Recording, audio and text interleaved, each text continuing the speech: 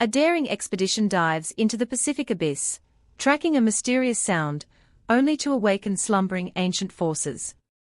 Can they escape the curse of the deep sea? Explorers, the secrets of the deep sea are waiting for us to uncover. Subscribe to our channel and dive into the unknown abyss with us. The ocean's depths have always held secrets, but none as haunting as the one awaiting the crew of the Nautilus. Dr. Eliza Moore, a marine biologist with a thirst for discovery, stood on the bridge, her eyes fixed on the dark expanse of the Pacific.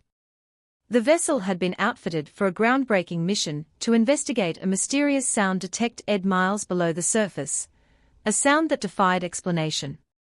The crew was a mix of scientists and seasoned sailors, each with their own reasons for embarking on this perilous journey. Captain Jonah Hayes, a grizzled veteran of the sea, navigated the Nautilus with a stoic resolve, while the ship's engineer, Thomas Green, monitored the vessel's systems with a meticulous eye. The youngest member, Dr. Mia Chang, was a brilliant acoustic engineer who had been the first to identify the anomaly. Together they formed an unlikely team, united by curiosity and a hint of dread. "Depth 4,000 m and descending," announced Thomas, his voice calm, despite the tension in the air. Eliza adjusted her headset, listening to the low, almost imperceptible hum that had drawn them here. It was an eerie pulsating sound, like the heartbeat of some ancient slumbering beast. She couldn't take the feeling that they were being watched, that something in the abyss was aware of their presence. "We are approaching the source," Mia said, her fingers dancing over the controls. "The frequency is getting stronger."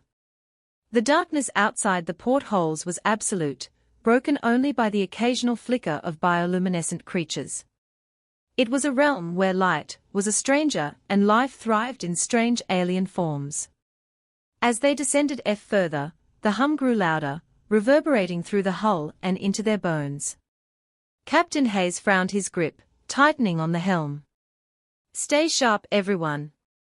We don't know what we are dealing with." Eliza nodded, her gaze drifting to the shadows just beyond the reach of their lights. She had spent years studying the ocean, but nothing had prepared her for this. The sound was unnatural, a dissonant chord that seemed to twist reality itself. "Contact in 3, 2, 1, Mia's voice trembled as the submersible reached the ocean floor.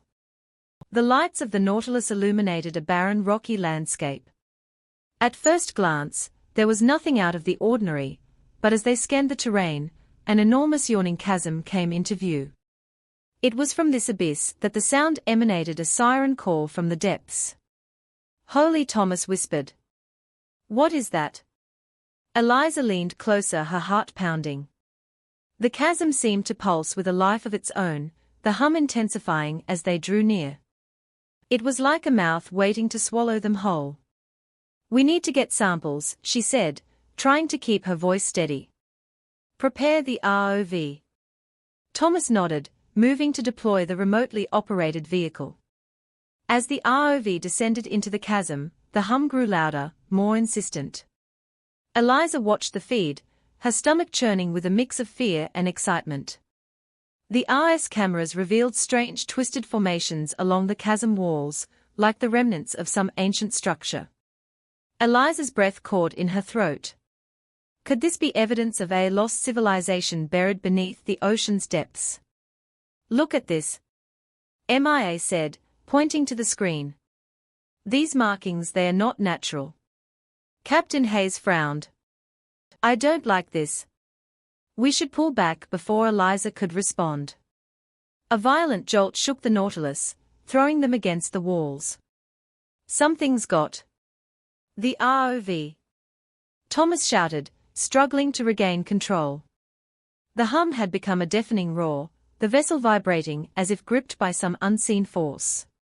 Eliza watched in horror as the RS feed went dark, the screen filling with static. The lights flickered, casting ear shadows before plunging the bridge into total darkness. "Get us out of here," Captain Hayes barked, his voice barely audible over the roar. Thomas fought with the controls, the Nautilus lurching as it tried to ascend. Eliza clung to her station, her mind racing. What had they awakened as the vessel slowly rose? The roar began to fade, replaced by an eerie silence. Eliza exhaled, her pulse, still racing. They had survived, should. But at what cost? "We're clear," Thomas said, his voice shaky, "but the ROV is gone."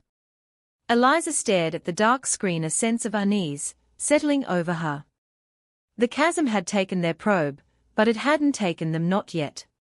The crew gathered in the mess hall, their faces drawn and pale. The events of the last few hours weighed heavily on them. The silence punctuated only by the occasional creak of the ship. "What the hell happened down there?" Captain Hayes demanded, breaking the silence. Eliza shook her head. "I don't know the sound. It was like nothing I've ever heard. And those structures," MIA nodded, "they were definitely artificial. We need to go back, get more data."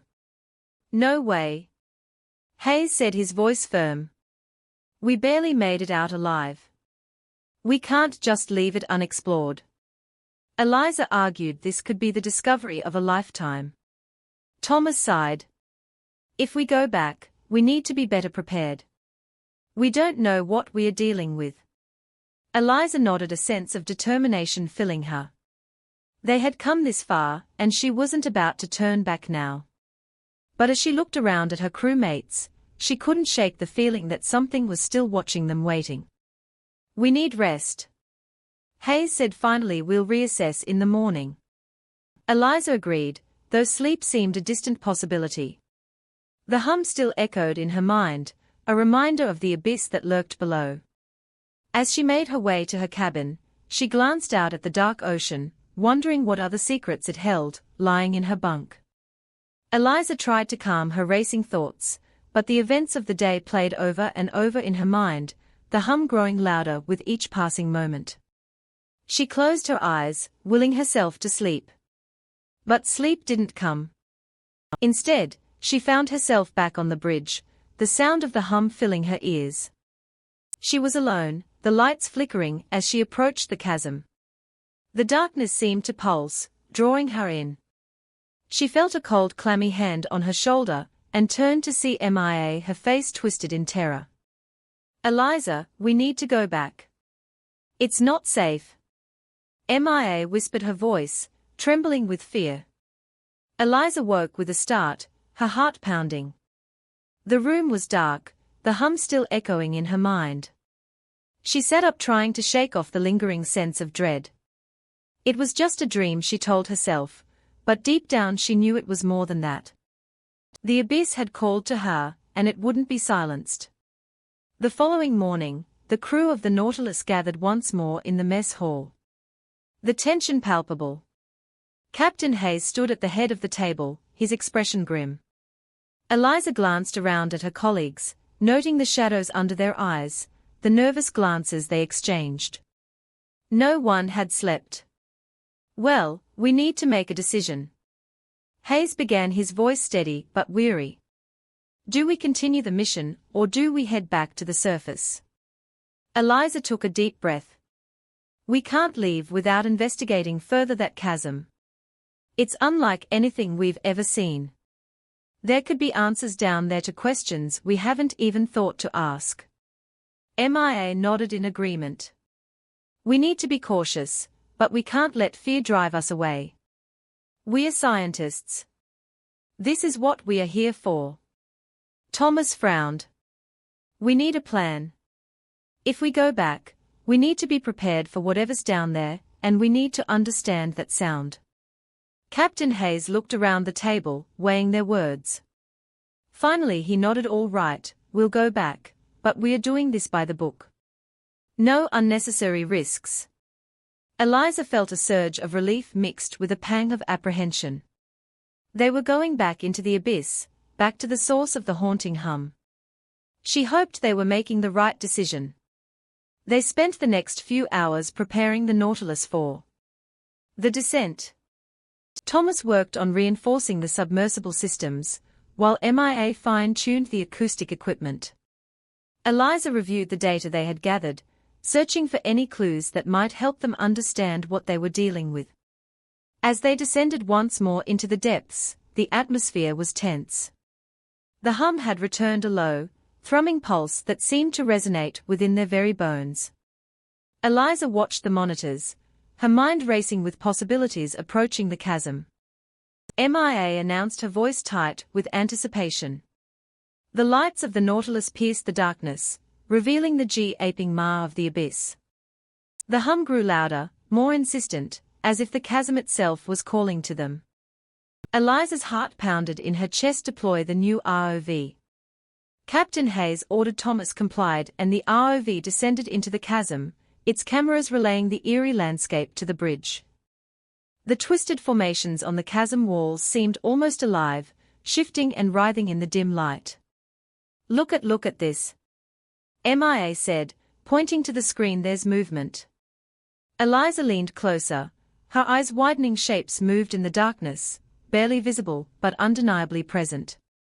She felt a chill run down her spine. "We need to get closer," she said, her voice barely a whisper. Thomas maneuvered the ROV deeper into the chasm, the hum growing ever louder. As the ROV approached the bottom, the lights revealed a massive structure partially buried in the silt. It was unlike anything they had ever seen, a monolithic edifice covered in strange alien markings. "Holy," Thomas breathed. "What is that?" Eliza stared in awe.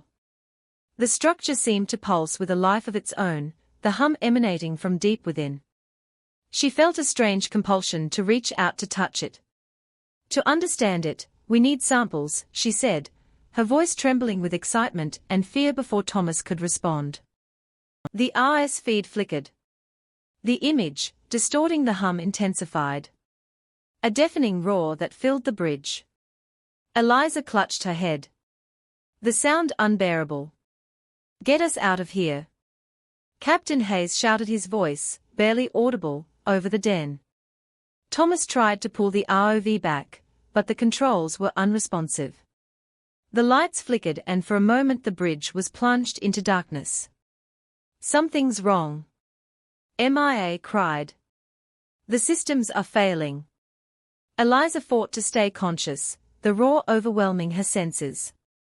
The last thing she saw before the lights went out was the structure in the chasm pulsing with a sinister, malevolent energy. Eliza awoke in darkness, her head pounding. She blinked, trying to clear the fog from her mind. The hum was gone, replaced by an eerie silence. She could hear the faint sound of breathing. The rustle of movement nearby. "Is everyone okay?" she called out, her voice shaky. Barely came Thomas's reply. "What the hell happened? I don't know," Eliza said, her mind racing. "The structure. It did something to the ROV and to us." MIA groaned. "The systems are fried. We're stuck down here." Captain Hayes's voice cut through the darkness. "We need to get them back online. We can't stay here." Thomas moved to the control panel. His movement slow and deliberate. Eliza could hear the click of switches, the hum of machinery trying to restart. "We are not getting any power," Thomas said, frustration evident in his voice. "It's like something's draining the energy." Eliza's heart sank. They were trapped in the depths, with no way to communicate with the surface. She felt a rising panic, but forced herself to stay calm. They had to find a way out. "Is there any way to manually restart the systems?" she asked, her voice steady. Despite her fear, Thomas hesitated. "There's a backup generator, but it's risky if it fails. We're done, for we don't have a choice," Captain Hayes said firmly. "Do it." Thomas nodded, moving to the back of the bridge. Eliza watched him work, her mind racing. She couldn't shake the feeling that they were being watched, that something was lurking just beyond the reach of their lights. As Thomas worked on the generator, the hum began to return, faint at first, but growing steadily louder. Eliza's heart pounded in her chest. They were running out of time. "Got it," Thomas shouted as the lights flickered back to life. Eliza breathed a sigh of relief, but the hum continued to grow a relentless, insistent pulse. They had to get out of there and fast start the ascent. Captain Hayes ordered, his voice tense. Thomas complied and the Nautilus began to rise, the hum growing fainter. As they ascended, Eliza watched the monitors, her mind racing with unanswered questions. What had they discovered and what did it want with them? As they broke the surface, the hum finally ceased, replacing by the sound of the ocean and the distant calls of seabirds. Eliza exhaled, the tension draining from her body, but she knew the nightmare was far from over. The chasm had called to them, and it wouldn't be silenced. They had escaped, but the darkness still lingered. A reminder of the horrors that lurked beneath the waves. The luxury submarine Odyssey glided through the depths of the Pacific Ocean. Its sleek state-of-the-art design, a marvel of modern engineering. On board were 12 passengers, each eager to experience the wonders of the deep, in unparalleled comfort. Among them were Hannah Mitchell and her fiancé, Ryan Blake, celebrating their engagement with a unique adventure. "This is incredible." Hannah whispered, her eyes wide as she gazed out the viewport. Strange bioluminescent creatures flitted through the water, their glow casting eerie shadows. Ryan squeezed her hand. "It's like another world down here." Their guide, Captain Daniel Shaw, an experienced submariner, narrated their journey with a calm, reassuring voice. "We are currently at a depth of 1,500 m. Below us lies the Mariana Trench, the deepest part of the world's oceans." The passengers listened in awe. The thrill of the unknown tingling in the air. But as they descended further, the mood shifted. The lights flickered and a low, unsettling hum began to resonate through the hull. "Is that normal?" asked Thomas, a retired engineer who had noticed the change. Shaw frowned, checking the instruments. "It's just a minor fluctuation, nothing to worry about." But the hum persisted, growing louder and more insistent. Suddenly, the lights went out, plunging the cabin into darkness. Panic rippled through the passengers. "What's happening?" one of them cried out, their fear palpable. "Everyone stay calm." Shaw ordered, his voice steady. "We have emergency systems in place." As the red emergency lights flickered on, casting an ominous glow over the cabin, Hannah clutched Ryan's arm. "What's happening?" "I don't know." Ryan replied, his voice tense, "but we'll be okay. They know what they are doing." Shaw and his crew worked frantically to restore power, but the sub remained unresponsive. The hum grew louder, vibrating through the walls and into their bones. "We've lost contact with the surface," Shaw said grimly. "We need to troubleshoot the problem. Everyone stay put." The passengers huddled together, their unease growing. Hannah could see the fear in their eyes, a mirror of her own. They were trapped miles below the surface with no way to call for help. "Do you think we'll make it out of this?" she whispered to Ryan. He kissed her forehead, trying to mask his own fear. "We have to. We've got too much to look forward to." Hours passed, the oppressive darkness weighing heavily on them. Shaw and his crew moved through the sub, checking systems equipment, their frustration mounting. "There's something wrong with the power core," Shaw announced, his voice echoing through the cabin. "We are going to have to shut down all non-essential systems to conserve energy." The temperature dropped as the air conditioning cut off and the passengers shivered in the cold. Hannah wrapped her arms around herself, her breath visible in the frigid air. "What do we do now?" asked Laura, a journalist documenting the voyage. "We wait," Shaw replied, and hope that the backup systems come online. But as the hours dragged on, hope began to fade. The hum persisted, a constant reminder of their dire situation. Hannah felt her fear turning to despair. They were alone in the dark, with no way to reach the surface. The next morning, the mood among the passengers was grim. The hum had grown louder, more insistent, and there was still no sign of the backup systems kicking in. Shaw called a meeting in the main cabin, his face drawn and haggard. "We are going to have to start rationing food and water," he said. "We don't know how long we'll be down here." The passengers exchanged worried glances, their fear palpable. Hannah felt a knot of anxiety tighten in her chest. They had planned this trip as a celebration, but now it felt like a death sentence. "There's something else," Shaw continued, his voice grave. "We are not alone down here." A murmur of confusion swept through the group. "What do you mean?" asked Thomas. Shaw hesitated, then gestured to the viewport. "Look for yourself." The passengers crowded around the glass, their breath fogging the surface outside. Strange shapes moved in the darkness, their glowing eyes fixed on the sub. Hannah felt a chill run down her spine. The creatures were humanoid, but twisted and grotesque, their faces contorted with malevolent intent. "What the hell are those things?" Laura whispered, her voice trembling. "We don't know," Shaw admitted, "but they've been following us since the power went out." Panic erupted among the passengers. "Are they dangerous?" someone asked. "We don't know," Shaw repeated, "but we need to stay calm. Panicking won't help us." As the day wore on, the creatures outside grew bolder, pressing their faces against the glass, their eyes glowing with a sinister light. Hannah tried to block out the sight, focusing instead on Ryan's reassuring presence beside her. "We are going to get through this," he said, his voice steady. "We just have to stay strong." But as the hours turned into days, their situation grew more desperate. The food and water supplies dwindled and the temperature continued to drop. The hum persisted, a constant reminder of their dire circumstances. One night, as Hannah lay shivering in Ryan's arms, she heard a faint tapping on the hull. At first she thought it was her imagination, but the sound grew louder, more insistent. "Ryan, do you hear that?" she whispered. He nodded, his expression grim. "It's coming from outside."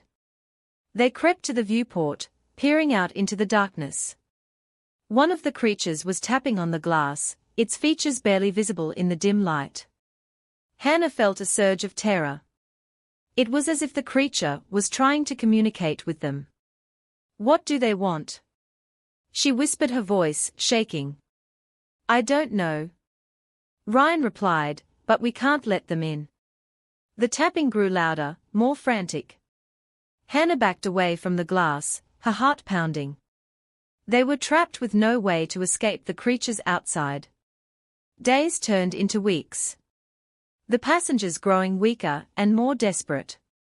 The hum had become a constant, maddening presence, vibrating through the walls and into their very bones.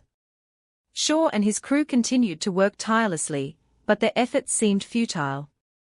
"We are running out of time," Shaw said one morning, his voice heavy with exhaustion. "We need to find a way to contact the surface, or we are not going to make it." Hannah felt a surge of despair. They had been down here for so long with no sign of rescue. The creatures outside had grown more aggressive. They are tapping now, a constant maddening rhythm. "There has to be something we can do," Ryan said, his voice filled with determination. "We can't just give up." Shaw nodded, a glimmer of hope in his eyes. "There is one option. We could try to send someone out to repair the communication array. It's risky, but it might be our only chance." The passengers exchanged worried glances. It was a dangerous plan, but they had no other choice. In the end, Ryan volunteered, his determination unwavering. "I'll go," he said, his voice steady. "We need to get out of here." Hannah felt a surge of fear. "Ryan." "No, it's too dangerous." He took her hand, his gaze steady. "I have to do this for us, for everyone." She nodded, tears filling her eyes. "Just be careful." As Ryan suited up, Shaw and the crew prepared the airlock. The passengers watched in tense silence, their hope hinging on this desperate plan. "Remember, you have to be quick," Shaw said, his voice urgent.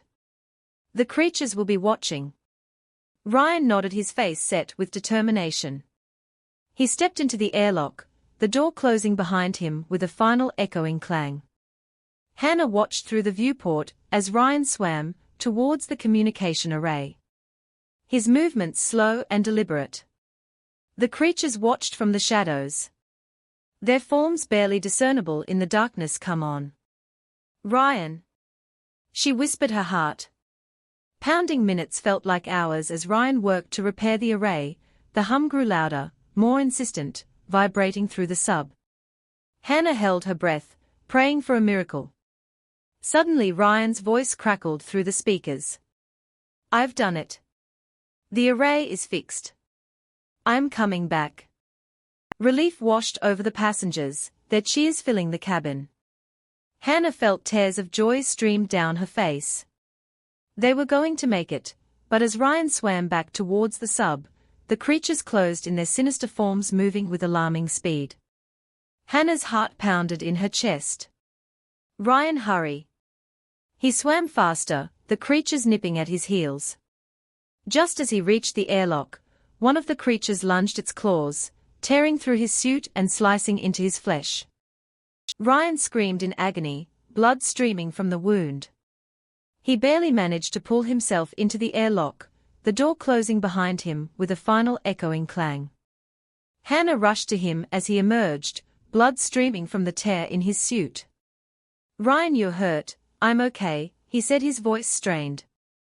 We did it, Hannah. We are going to make it. As Shaw sent out the distress signal, the hum finally ceased, replaced by the sound of the ocean and the distant calls of seabirds. Hannah held Ryan close, relief washing over her, but she knew their ordeal was far from over. The creatures outside were a reminder of the horrors that lurked beneath the waves they had survived, but the darkness of the deep would haunt them forever. In the heart of the Pacific Ocean's darkness, where sunlight dared not reach, humanity etched its presence into the abyss. The Abyssal Horizon Lab, a marvel of engineering and ambition, stood as a beacon of human curiosity and the thirst for knowledge. Here, beneath miles of oppressive water, a team of scientists embarked on a journey that blurred the lines between the natural and the unnatural. Dr. Kira Langford, a pioneer in genetic engineering, had assembled a team of the world's most brilliant minds. Among them were Alex Petrov, a marine engineer whose expertise with deep-sea habitats was unrivaled, and Dante Rivera, a microbiologist with a knack for uncovering secrets hidden within DNA. Their project was groundbreaking to explore and manipulate the genetic fabric of deep-sea organisms, aiming to unlock new frontiers in medicine. The jewel of their research was Subject Zero, a creature discovered in a previously unexplored trench, its DNA holding promise for regenerative medicine. The early days were filled with excitement and optimism.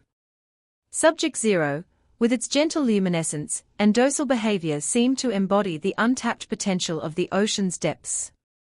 Kira often found herself mesmerized by its movements, the way its light pattern shifted in the dark water of its containment tank, a living beacon in the lab's artificial night. As weeks turned into months, the team documented every facet of Subject Zero's existence. Its remarkable regenerative abilities hinted at medical breakthroughs, the potential to heal wounds, to combat diseases, to extend life itself. The creature, no larger than a small dog, exhibited a curious intelligence, responding to stimuli, and even, it seemed, displaying emotions. Kira felt a personal connection to Subject Zero, often spending long hours observing it alone, whispering her thoughts into the darkness, as if the creature could understand her hopes and fears. But with each breakthrough, the creature began to change. It grew not just in size, but in complexity. Its once simple luminescent patterns became intricate, almost purposeful. Dante, ever the skeptic, joked about it one evening, his voice echoing through the lab's corridors. Watch, one day we come in and it'll have spelled out good morning in glowing letters. Yet, beneath the camaraderie and scientific fervor, a sense of unease began to take root. The creature's growth was accompanied by a subtle shift in behavior. It became less predictable, more reserved. Its interactions with the team, once a source of fascination, now carried an undercurrent of tension. Alex noticed it first the way Subject Zero watched them, its eyes tracking their movements with an intelligence that seemed to probe, to question. "It's like it's studying us," he remarked one night, his voice low, a trace of concern threading through his usual stoicism. Kira couldn't shake the feeling that they were not just studying the creature, but that it was studying them as well. The realization gnawed at her, turning her excitement into a creeping dread. Kira couldn't shake the feeling that they were standing on the precipice of the unknown. The project, conceived in the spirit of discovery, had ventured into uncharted territory. The creature that had once seemed a key to unlocking miracles now appeared as a Pandora's box. Its contents a mystery they were unprepared to confront. As days melded into nights in the perpetual darkness of the ocean depths, the Abyssal Horizon Lab became a crucible for ambition and fear. Dr. Kira Langford and her team, once buoyed by the thrill of discovery, now found themselves ensnared in a web of unforeseen complexities. Subject Zero, the centerpiece of their groundbreaking project, had begun to exhibit signs of unpredictable and aggressive behavior. A far cry from its initial docility, the lab, a symphony of humming machinery and soft ambient lighting, felt increasingly like a cage. The creator's containment area, once a hub of excited observations and breakthroughs, had turned into a zone of caution, its glass walls, a fragile barrier between curiosity and unknown danger. Kira, her mind a tumult of concern and determination, convened a meeting with her team to address the escalating situation. Alexa Petro and Dante Rivera, along with the rest of the team, gathered in the main conference room, a space designed for collaboration, now a setting for crisis management. "We need to reassess our approach," Kira began, her voice steady, despite the turmoil churning within her subject. "Zero's behavior is evolving in ways we didn't anticipate. It's becoming more intelligent, more aware." Dante, leaning back in his chair, his face, a mask of skepticism turned serious, chimed in. "It's not just intelligence, it's like it's adapting to us, learning from its environment." "That's not supposed to happen, not at this rate," Alex, ever the voice of reason, added. "We've pushed the boundaries of genetic engineering, but we might have overlooked the ethical ramifications. This isn't just about science. It's about responsibility." The weight of their words hung heavy in the air, the realization dawning that their pursuit of knowledge might have unleashed something far beyond their control. The discussion veered into uncharted territories, touching on ethics, potential safeguards, and the moral implications of their work. The creature they had nurtured, seen as a beacon of hope, was now a mirror reflecting their own hubris. In the days that followed, Kira and her team implemented additional safety measures, increasing surveillance and enhancing the containment unit's security. But the sense of unease persisted, a shadow that grew longer with each passing day. It was during a routine observation session that the reality of their situation crystallized. Kira, monitoring the creature's behavior, witnessed an unsettling display of cunning. Subject Zero, with deliberate intent, manipulated its environment, using its own body to create complex patterns of light, an act that seemed to be a form of communication, a message they were yet to decipher. The incident sent ripples of alarm through the team. The creature they had created, endowed with the ability to regenerate and adapt, was now evolving in ways that defied their understanding of biology. It was no longer a subject of study. It had become a question mark, a potentially dangerous anomaly. Kira's KNS became restless, haunted by nightmares of the creature, escaping its luminescent eyes, watching her from the darkness. The Abyssal Horizon Lab, once a symbol of human ambition nestled in the heart of the Pacific's depths, had become a crucible of fear. Dr. Kira Langford, along with her team, stood at the precipice of an unforeseen disaster, Subject Zero.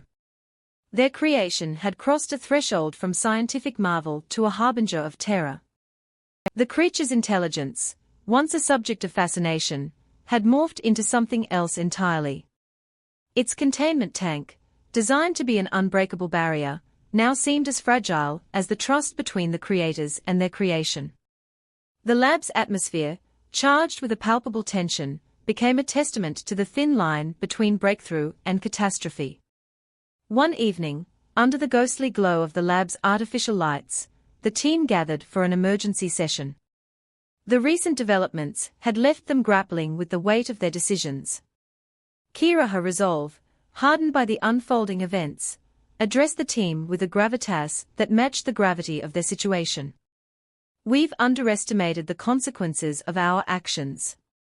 She admitted, her gaze sweeping across the faces of her colleagues, each reflecting a spectrum of fear, guilt, and determination. Subject Zero is no longer just a scientific project. It's become a threat to every one of us.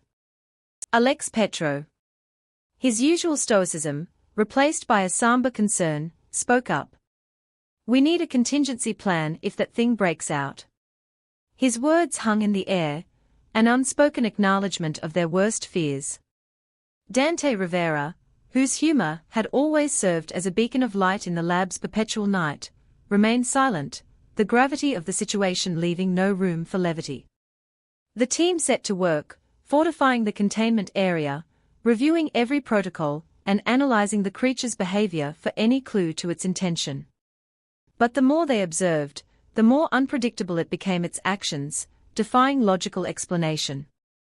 The lab's corridors, once bustling with activity and excitement, now echoed with a tension that seemed to seep into the walls themselves.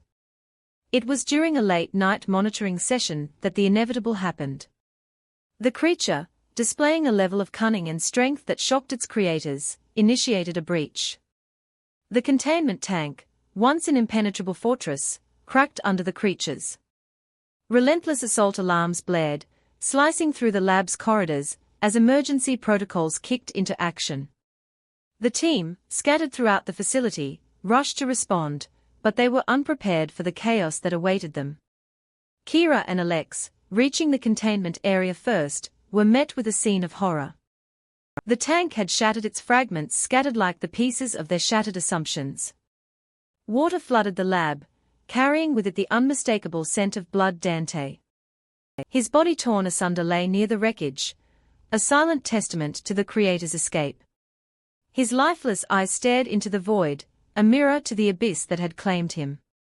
The creature now unleashed moved with a purpose that chilled Kira to her core. It was hunting. Its instincts, honed in the darkness of the deep sea, now turned against its creators. The lab, a maze of corridors and sealed doors, became a battleground. Kira, Alexei, and the remaining team members found themselves in a desperate game of hide and seek, the stakes, life and death, as they navigated the flooded passageways. The creature's presence was always one step behind, its intentions clear. It was no longer the subject of their experiments. They were now the subjects of its wrath. Kira's mind raced, the memories of their experiments flashing before her eyes. They had created a monster, and now they were paying the price. The Abyssal Horizon Lab had transformed from a beacon of human achievement into a nightmarish maze. Its corridor is now a hunting ground for the creature they had unwittingly unleashed. Dr. Kira Langford, Alexei Petro, and the remnants of their team were scattered each moment, a precarious balance between hope and despair. In the chaos that ensued following the creature's escape, Kira found herself isolated, navigating the lab's submerged passageways with a sense of urgency that bordered on panic. The emergency lights flickering in and out cast long shadows, turning every corner into a potential ambush. Her thoughts raced, a maelstrom of guilt, fear, and determination. They had ventured into the unknown with the noblest of intentions, seeking to unlock the secrets of life itself. But in their hubris, they had not considered the consequences, the possibility that they might unlock something far more sinister. The creature, a marvel of genetic engineering, had become a symbol of their folly. Its intelligence, once a source of wonder, now spelled their doom. It stalked the lab with a purpose that was unmistakably predatory, a testament to the prime instincts that drove it. Alex, meanwhile, had managed to secure himself in the control room, a fortress, amidst the chaos, surrounded by monitors and control panels. He worked feverishly to regain control of the lab systems to seal the creature within, or at the very least send a distress signal to the surface. The communication systems, however, remained stubbornly silent, a reminder of their isolation in the depths of the ocean. The realization that they were alone, cut off from the world above, weighed heavily on him. The abyss was not just around them. It had crept inside a darkness that threatened to consume them.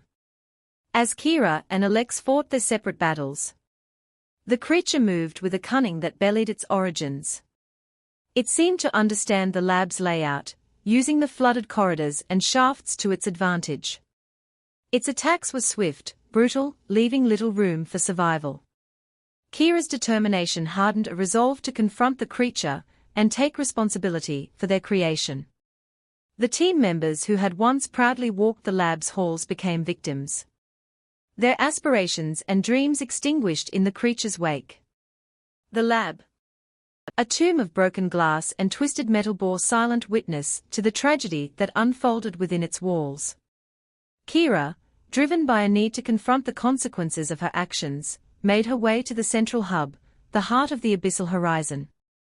It was there, amidst the wreckage of their ambitions, that she came face to face with the creature. The confrontation was not one of violence but of realization. The creature, its bioluminescent patterns pulsing in the dim light, seemed to regard her with an intelligence that was almost human in its eyes. Kira saw not just the monster they had created, but a mirror reflecting their own monstrosity, the realization her with the force of a tidal wave. They had ventured into the abyss, seeking to conquer it, to bend it to their will. But the abyss had looked back into them, revealing the darkness at the heart of their quest. In the heart of the Abyssal Horizon Lab, a tomb of human ambition and folly, Dr. Kira Langford faced the culmination of their work. The creature they had birthed from the depths of scientific hubris. The creature, a grotesque tapestry of evolution's unchecked imagination, towered over her. Its body was a nightmare brought to life, slick dark skin that absorbed the light around it, eyes that glimmered with a predatory intelligence, and limbs that ended in razor-sharp talons, a testament to its deadly prowess. Bioluminescent veins pulsed beneath its skin, casting an otherworldly glow that illuminated the destruction around them. Kira, her resolve crystallized in the face of this monstrosity, believed for a moment that there was a connection, a mutual understanding born from the creature's gaze that seemed to pierce through the veil of species divide. In that fleeting instant, she saw not a monster but a mirror to their own curiosity, a being that sought its place in the vast, unfathomable world.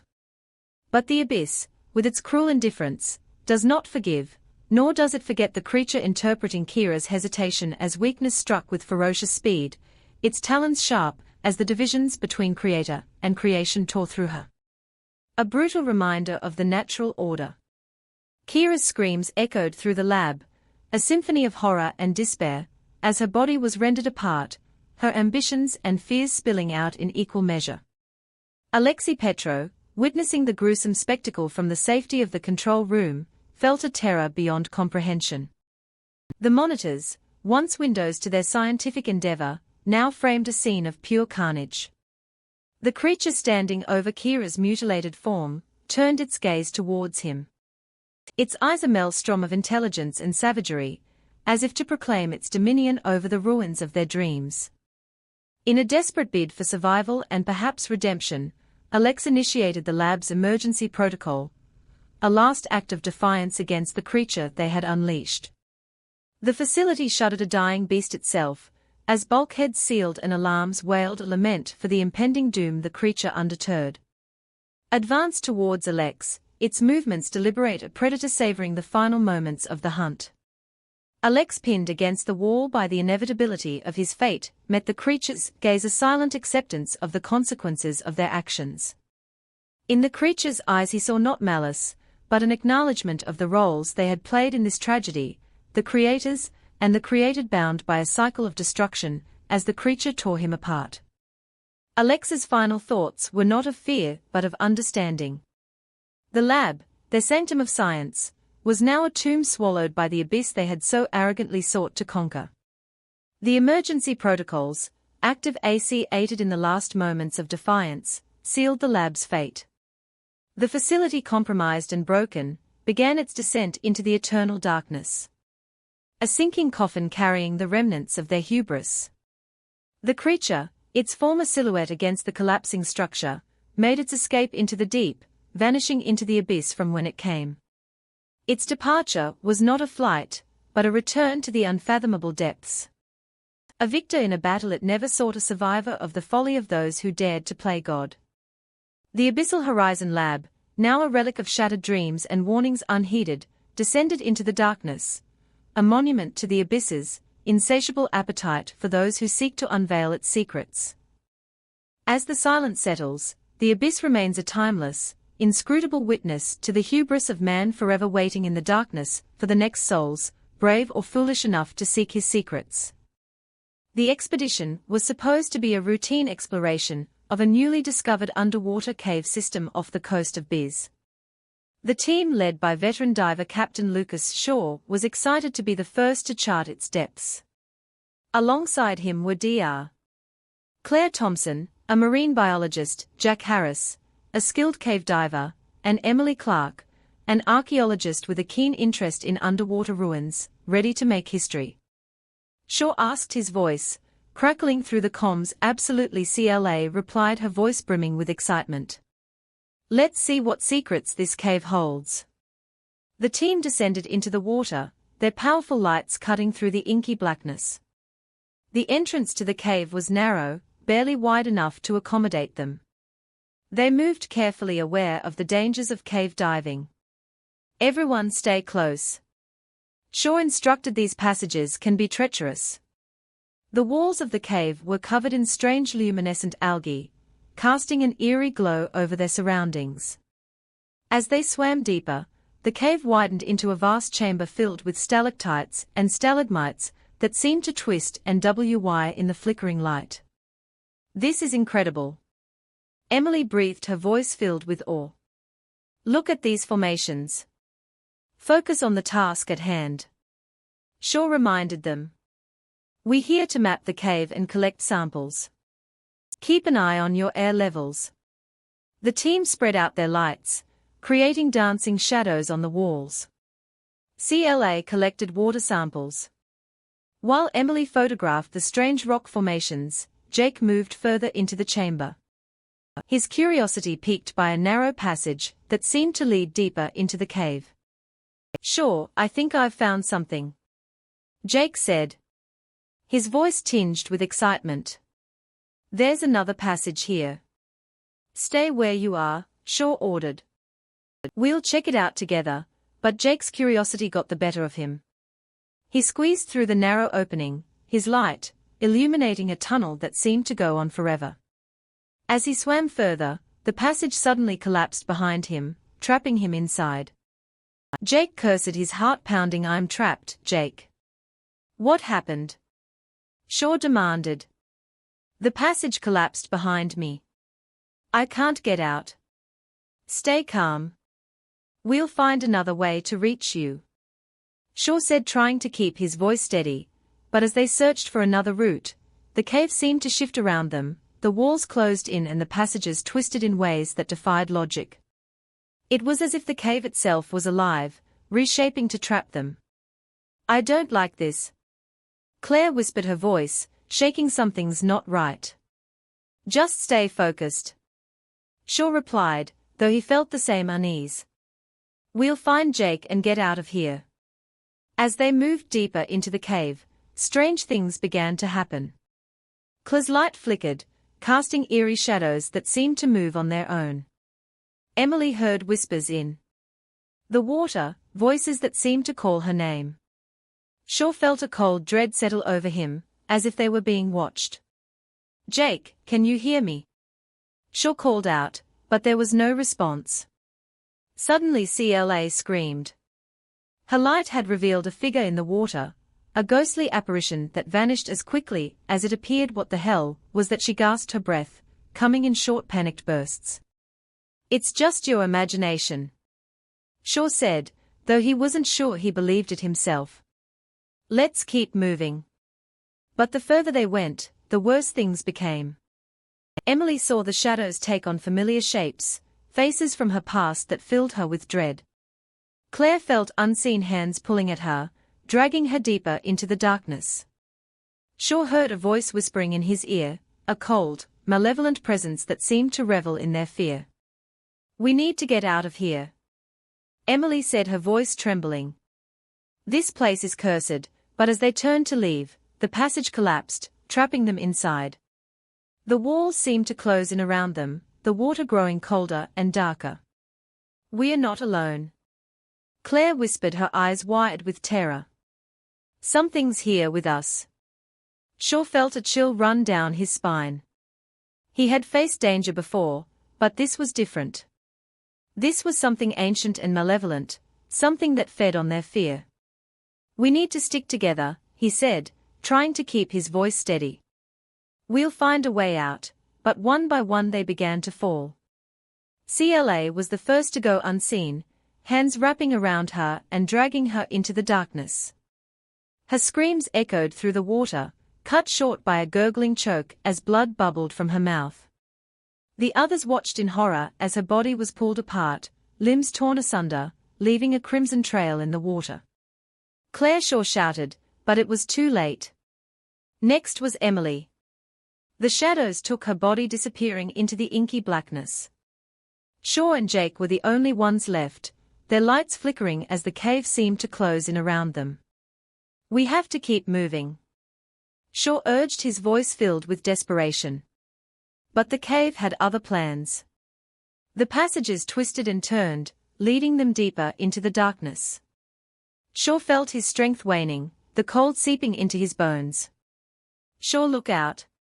Jake shouted, but it was too late.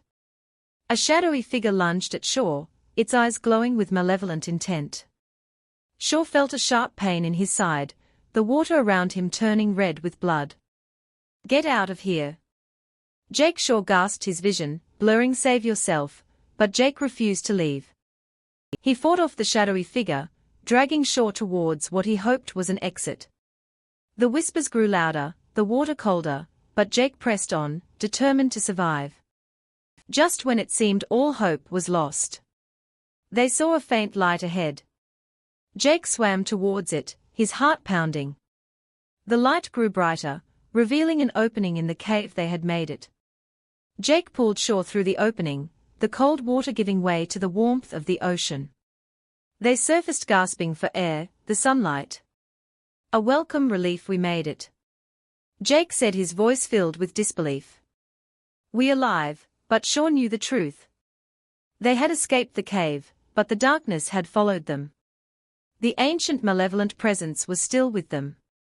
A haunting reminder of the terror that lurked in the deep below. The experimental submersible Abyss descended into the Mariana Trench, its reinforced hull creaking under the immense pressure.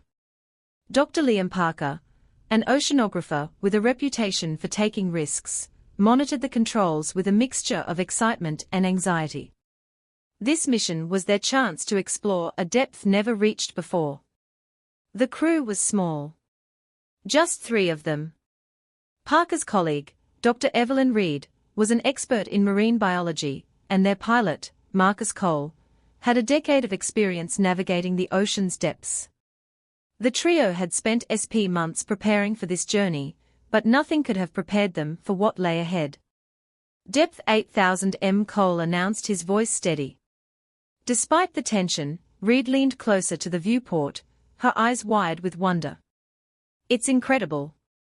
We are seeing things no one has ever seen before outside." The darkness was absolute, broken only by the sub's powerful lights. Strange bioluminescent creatures darted through the water, their glow eerie and otherworldly. "We are approaching the target depth," Parker said, adjusting the controls. "Let's get those samples and head back up." But as they descended further, the sub began to experience strange malfunctions. Lights flickered and the instruments gave erratic readings. "Something's not right," Cole muttered, tapping the controls. "We are losing power." Parker's heart raced. "We can't abort. Now we are so close." Reed's voice was calm but firm. We need to be careful. We don't know what's causing these malfunctions. Suddenly the sub lurched, throwing them against their seats. The lights went out, plunging them into darkness. What the hell? Cole cursed, frantically trying to regain control. The emergency lights flickered on, casting a dim red glow over the cabin. Parker's pulse pounded in his ears as he scanned the instruments. We've lost propulsion. We're sinking. Reed's eyes were wide with fear. We need to surface now. I'm trying. Cole growled, his hands moving rapidly over the controls. Nothing's responding. The sub continued to descend. The pressure outside mounting with every meter. Parker felt a cold sweat break out on his forehead. They were in serious trouble. Look. Reed pointed out the viewport, her voice trembling. Parker turned to see a massive dark shape looming in the distance. It was an ancient monolithic structure partially buried in the silt. As the sub's lights flickered over it, strange symbols became visible, etched into the stone. What the is that? Parker whispered, a mix of awe and terror in his voice. The sub shuddered and a low resonant hum filled the cabin, growing louder and more insistent. Parker clutched his head, the sound piercing his skull. Get us out of here. Reed shouted, her voice barely audible over the hum. Cole fought with the controls, but the sub remained unresponsive. The hum intensified and Parker felt a wave of nausea wash over him. The symbols on the structure seemed to pulse with a sinister light. Something's coming. Cole said, his voice barely a whisper. From the shadows emerged shapes humanoid, but twisted. They moved with eerie grace, closing in on the sub. Parker's heart pounded in his chest. We need to send a distress signal now. Reed fumbled with the communication equipment, but the hum was overpowering, drowning out all other sounds. The creatures outside pressed closer, their grotesque faces leering with an otherworldly hunger. We are not getting out of here. Cole said, his voice hollow. We are trapped. Parker refused to give in to despair. There has to be a way. We need to fight. But as the creatures began to claw at the sub's hull, he knew their chances were slim. The hum grew deafening and Parker felt his consciousness slipping away in a final desperate act. He reached for the emergency beacon, blood trickling from his nose as the pressure became unbearable. Please let this work. He muttered, hoping against hope that someone would hear the signal. The last thing he saw before darkness claimed him was the monstrous face of one of the creatures, its eyes burning with an ancient malevolent intelligence. Liam Parker awoke to darkness in silence, his head pounding. He blinked, trying to orient himself, but his surroundings remained a blur. Slowly, he realized he was still inside the sub, the faint red emergency lights casting long shadows across the cabin. Evelyn Marcus. He called out, his voice weak. I'm here. Reed's voice replied, shaky but alive. Marcus is unconscious. I think he hit his head. Parker struggled to his feet, every movement sending pain shooting through his body. He made his way to Cole, who lay slumped over the controls. Blood trickled from a gash on his forehead. His breathing. Parker said, relief washing over him. We need to get him stable. Reed nodded, already moving to the medical kit, as she worked on bandaging Cole's wound. Parker examined the controls. The sub was still the hum that had filled the cabin, now a distant memory, but the symbols on the structure outside pulsed faintly like a heartbeat. What do we do now? Reed asked, her voice barely above a whisper. Parker took a deep breath. We need to figure out what's causing these malfunctions. If we can't get the sub operational, we are done. 4 hours passed in a blur of frantic activity. Parker and Reed worked tirelessly, checking and rechecking the systems. Cole remained unconscious, his breathing shallow but steady. The pressure of the deep weighed heavily on them, both physically and mentally. We need to conserve power. Parker said, finally, shut down all non-essential systems. Reed nodded, her hands trembling. as she flipped the switches. The sub grew even darker. The red glow now their only light. Parker felt a cold dread settle in his stomach. They were running out of options. Liam, Reed said suddenly, her voice urgent. Look at this. Parker turned to see her pointing at the viewport. The symbols on the structure had begun to shift, rearranging themselves into new patterns. As they watched, a doorway began to form, opening into the darkness. Is it inviting us in? Reed asked. Her voice tinged with fear and awe. Parker shook his head. I don't know, but we need answers. If there's any chance that structure holds the key to our survival, we have to take it with great effort. They suited up, preparing for the perilous journey outside the sub. Parker's heart raced as they stepped through the airlock, the cold water closing in around them. The structure loomed ahead, its pulsating symbols casting an eerie glow. Stay close. Parker instructed, his voice steady.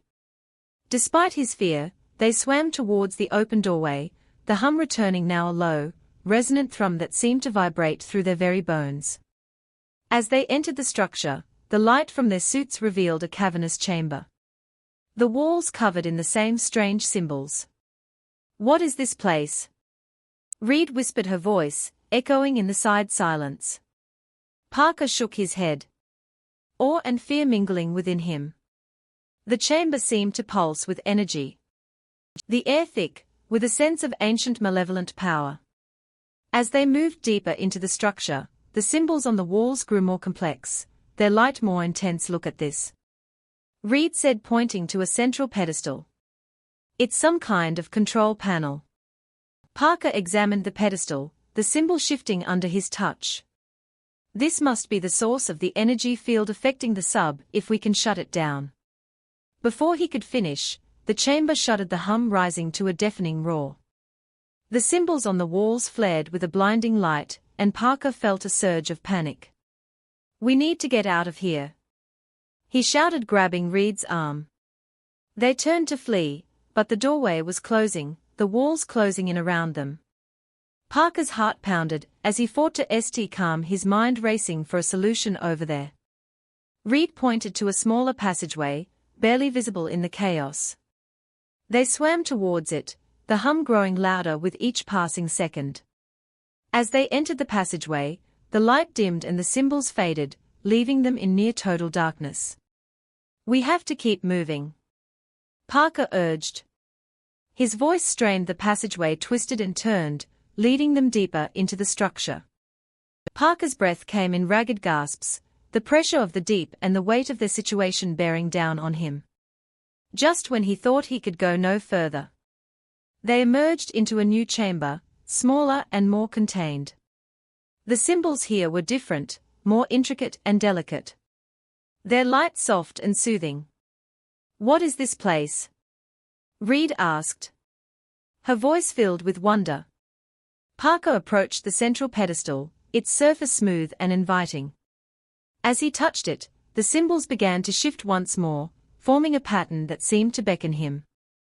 We need to be careful, Reed warned, but Parker was already lost in the symbols, his mind racing with possibilities. With a final decisive touch, the pedestal flared to life and the hum ceased. Parker felt a wave of relief wash over him, as the pressure seemed to lift the chamber, filling with a warm, welcoming light. We did it, said. Her voice filled with awe. Parker nodded, exhaustion washing over him. They had survived, but the experience had left them forever changed. The ancient structure had revealed its secrets, but at a great cost. As they made their way back to the sub, Parker couldn't shake the feeling that they had only just begun to understand the depths of the ocean's mysteries.